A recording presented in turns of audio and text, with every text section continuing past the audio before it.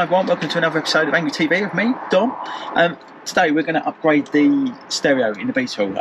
These Beetles are lovely, all very well and good, but they are getting on for 20 years old, which means the hi-fi has nothing. No Bluetooth, no aux, no DAB, no nothing. And I don't care how unoriginal it's going to look, I need modern stuff. Things that make it easy and pleasurable to use. So in my other Volkswagens, the old ones, I've got a Pioneer SPH-20DAB. So that's a 1 DIN unit that has a cradle for your phone.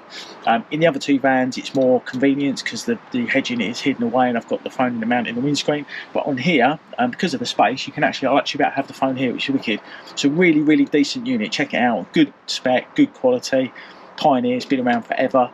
Get a decent amplifier. The sound's really clear in the other two cars, so why wouldn't I use that solution here? Lots of Chinese units on the market. They look great. They probably are quite good, but I'm old school and I want something that I know and trust. And that's why I've gone for the Pioneer. So I'm going to whip it out in a time lapse. It should be really straightforward, unlike my other two cars, which I've had to snip wires, join wires, mess about. This should come out, should be an ISO kit. Put it back in, put it back together, job done, and it should be really fast. I'm going to do it as that time lapse. While I'm doing that, I'm also going to try and wrap this in some carbon fibre wrap. I've already done some other bits in the car and it looks, I've just improved it a lot because it's nasty sticky plastic, so I'm going to do that. So be a bit of a time lapse for doing that and that other job at the same time. But first thing, just get this out, pull it out, disconnect it, put it down there, then do the wrap, then put the new one in. And I'm hoping it's going to take me couple of hours tops. So let's see how we get on.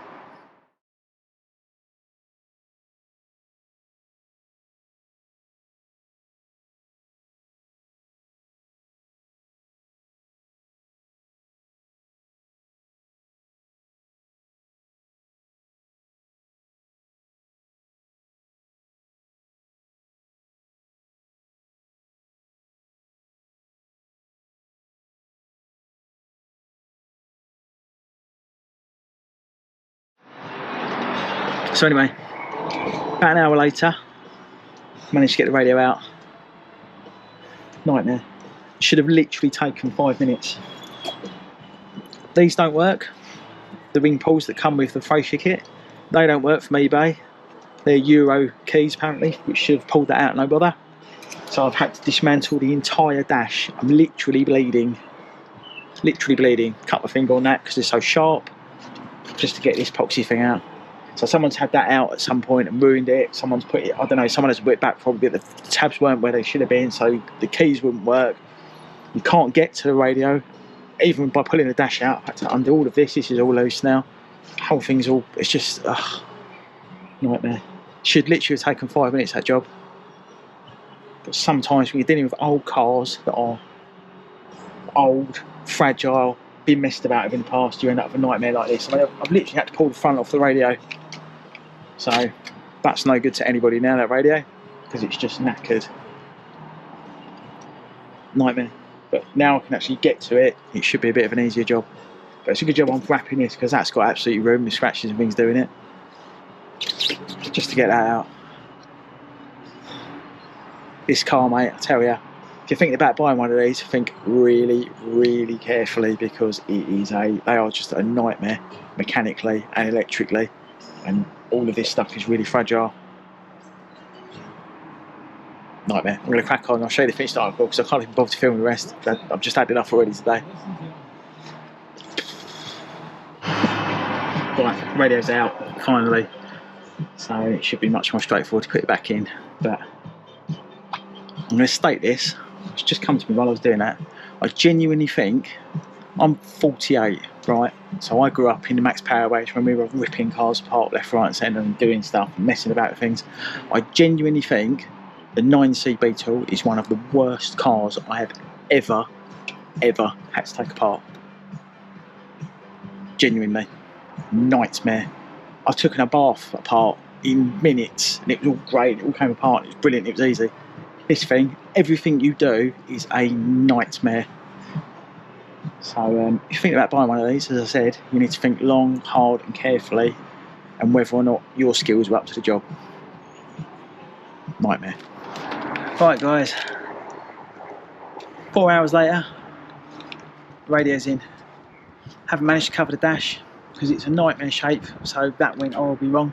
I had to take the entire dash out to get behind it and try and wrap it. Tried to wrap it, that didn't work. Nightmare. I've then had to put all the cables in and all of the rest of it. There is very limited space behind here. And trying to find a hole for the microphone was a nightmare, so that's had to go in up here, and it now sits here.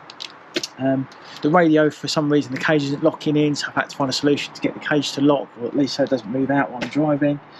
But it's in. I mean, that was not a job for the faint-hearted, let me tell you. It should have literally taken an hour. Started, we couldn't get the radio out. Had to dismantle the whole car to get the radio out, manage that. Then I tried to wrap it. The wrapping's not going to work, so if you're going to think about wrapping that, don't bother. Get someone else to do it, or paint it, or do something else with it. But that is now not coming out of the car, so I'll probably get one of those carbon fibre covers that cost a fortune and aren't very good. Drained. Absolutely drained. The radio's in, it's working, but we have not got the result that I thought we might have had 4 hours later. So these Beetles, mate, they are a nightmare to work on. So just bear that in mind before we start ripping it apart. Yeah.